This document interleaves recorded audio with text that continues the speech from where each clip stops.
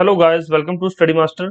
और आज मैं इस लेक्चर के अंदर आपको क्वेश्चन बैंक के बारे में पूरी जानकारी दूंगा। क्वेश्चन बैंक के बारे में संपूर्ण जानकारी, जितने भी डाउट्स आपके हैं या होते हैं वो सारे कवर करूंगा। उससे पहले आपको मैं बता देता हूं कि अगर आपको इसका सैंपल चाहिए कि सर हमें जो है क्वेश्चन बैंक का सैंपल चाहिए कि क्वेश्चन बैंक कैसा दिखता है, कितने क्वेश्चंस रहेंगे, कैसी उसकी पीडीएफ फाइल है, तो आप लोग हमें 9896160956 ये फोन नंबर नोट कर लो, स्क्रीनशॉट लेके रख लो। उसके बाद हमें इस वीडियो के बाद आप लोग जो मैसेज कर सकते हैं। क्वेश्चन बैंक के अलावा हमारे पास करंट अफेयर, टेस्ट सीरीज और short notes, books, notes, study material हर एक एग्जाम के लिए अवेलेबल है। जो भी आपका एग्जाम है आप अपना एग्जाम लिख के भेज सकते हैं और सैंपल लिख दीजिए, आपको जो उसके रिगार्डिंग सारी चीजें मिल जाएंगी।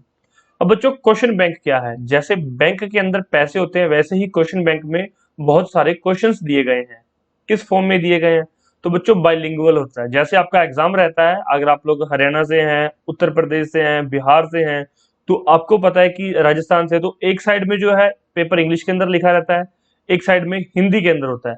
तो ये होता है बाइलिंगुअल, मतलब दो लैंग्वेजेस का प्रयोग किया गया होता है। और हमारे क्वेश्चन बैंक में भी दो लैंग्वेजेस का प्रयोग किया गया है, एक साइड हिंदी और एक साइड इंग्लिश।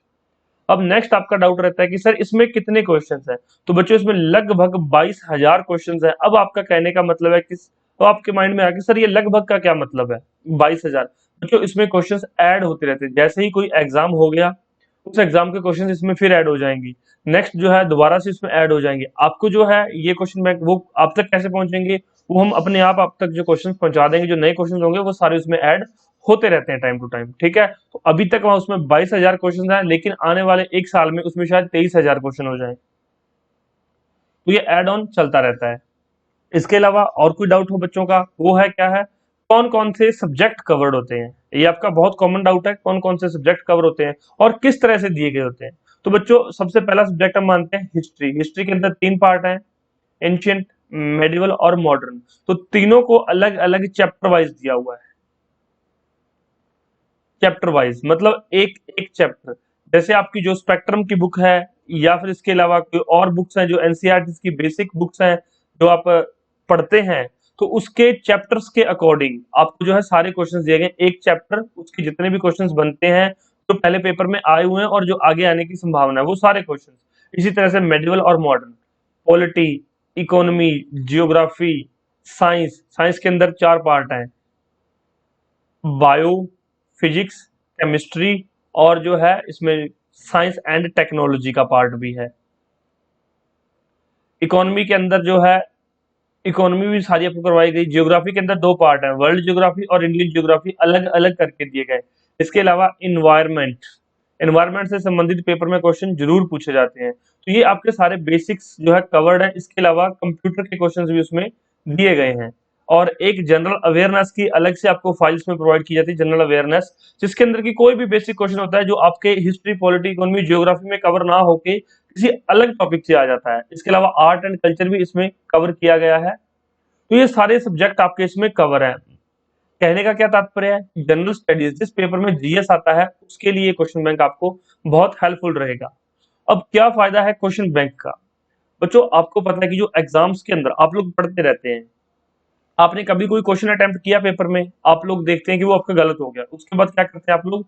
आंसर आगे आंसर की चेक करते हैं। आंसर की चेक करने के बाद आपने देख कोई क्वेश्चन पढ़ लिया, उसका आंसर चेक कर लिया, चाहे आपको साल बाद, चाहे 2 साल बाद, चाहे 3 साल बाद पूछ लें इस क्वेश्चन का आंसर क्या है, आप लोग फटाफट से बता देंगे कि इसका आंसर ये था, क्योंकि आपने वो एक क्वेश्चन पढ़ा होता है।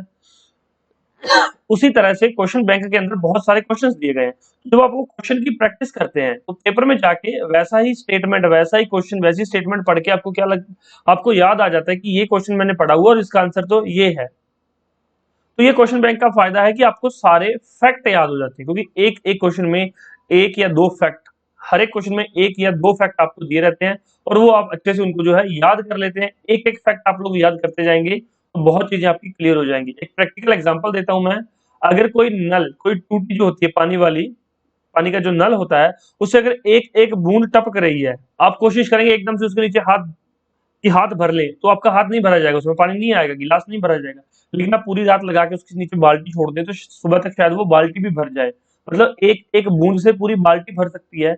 तो एक एक फैक्ट आपको करवाया जा रहा है, एक एक फैक्ट, सब्जेक्ट वाइज, बकायदा चैप्टर वाइज। तो चैप्टर वाइज भी आप लोग जो है इसके अंदर आपको अगर पूरा क्वेश्चन बैंक नहीं लेना चाहते, किसी का कोई साइंस वीक है तो आप साइंस का जो है क्वेश्चन बैंक ले सकते हैं, किसी की पॉलिटी वीक है पॉलिटी का क्वेश्चन बैंक ले सकते हैं। तो आप अलग अलग भी ले सकते हैं और कंप्लीट लेना चाहें तो कंप्लीट भी ले सकते हैं, उसमें वो कुछ फीस की छूट हो जाएगी। और क्वेश्चन बैंक को पढ़ने का तरीका क्या है, सबसे बड़ी चीज यही है कि अगर आप सही से पढ़ेंगे नहीं तो रिजल्ट नहीं आएगा सही से। तो क्वेश्चन बैंक को सही से पढ़ने का तरीका क्या है बच्चों, सबसे पहले क्या करना है, मान लो आपने कोई चैप्टर पढ़ना है, हिस्ट्री का फर्स्ट चैप्टर पढ़ने, आपने कहा कि चलो मैं आज ये चैप्टर पढ़ता हूँ। उस चैप्टर को पढ़ने से पहले क्या करो, क्वेश्चन बैंक पढ़ लो।